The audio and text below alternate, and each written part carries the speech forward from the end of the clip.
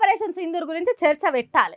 యుద్ధం ఎందుకు ఆపాల్సి వచ్చిందో సర్కార్ సమాధానం చెప్పాలని ప్రతిపక్షాలు ఓ దిక్కు పట్టుబడితే ఇంకో దిక్కు ట్రంప్ మళ్ళొకసారి భారత్ పాక్ యుద్ధాన్ని ఆపింది నేనే అని బీజేపీ సర్కారు ఇరుకున పెట్టినంత పని చేసిండు.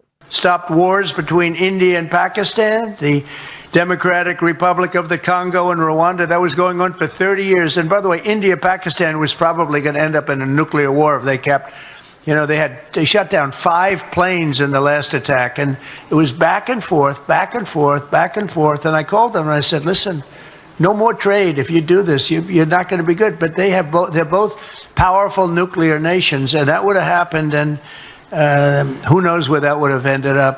And I stopped it. Iran, you saw, we took out their... ఇన్నరా నేనే ఆపిన యుద్ధాన్ని అంటున్నాడు. ఇక దీంతోని మన దేశంలో ప్రతిపక్షాల చేతికి ఆయుధం ఇచ్చినట్టు అయింది. యుద్ధం షురూ చేసే ముందు అఖిల పక్షాన్ని పిలిచి మాట్లాడిండ్రు. పాకిస్తాన్ మీద యుద్ధం చేస్తున్నాం, అందరు మద్దతు కావాలి అని అడిగిండ్రు. కానీ ఆపరేషన్ సింధూర్ ఆపే ముందు ఎందుకు చెప్పలేదు? అఖిల పక్షాన్ని ఎందుకు పిలవలేదు? మీ సొంతంగా నిర్ణయాలు తీసుకునే తప్పు అంటే అమెరికా దేశపోటు చెప్తే యుద్ధాన్ని ఆపడైంది. ఈ దేశానికి నిర్ణయాలు తీసుకునే సర్వ హక్కులు ఉన్నాయా లేవా?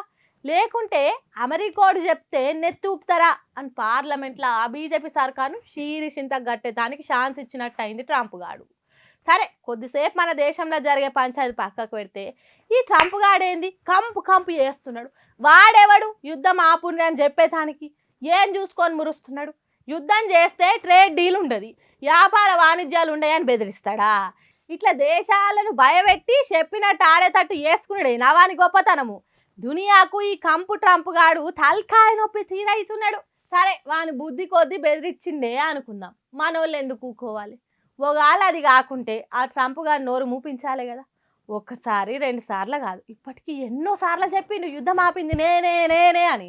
మరి ఆ ట్రంప్ గారి మాటలతోని రేపు జరగబోయే ఆపరేషన్ సింధూర్ మీద చర్చ ఎంత రచ్చ అవుతుందో ఏమో చూడాలిగా.